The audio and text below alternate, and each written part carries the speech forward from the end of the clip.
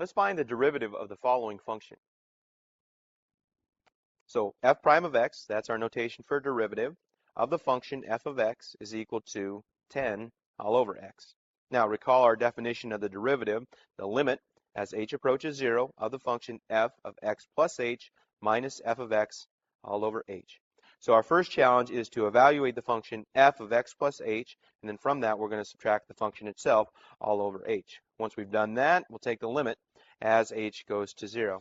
So I've written that out already here. Notice that we've plugged in x plus h into our function. Wherever there's an x, we obtain x plus h minus 10 over x, in this case all over h, taking the limit thereof.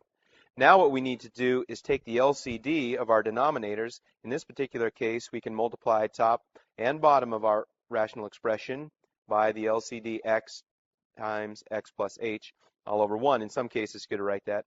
What we do in the numerator, we must also do in the denominator as well.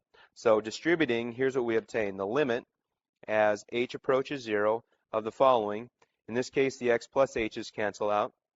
We get a 10x minus, here the x's will cancel out, 10 times x plus h, and that will all be over h times x plus h.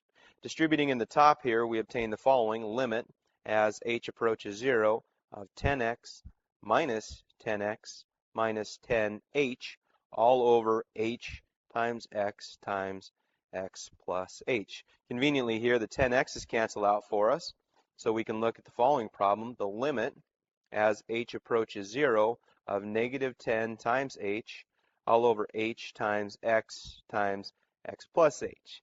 All right, keep with me here. We're almost through here. The h's cancel out. We get the limit as h approaches 0 of a negative 10 all over x times x plus h. Now finally we can evaluate the limit as h goes to 0. So in doing so, that term disappears basically.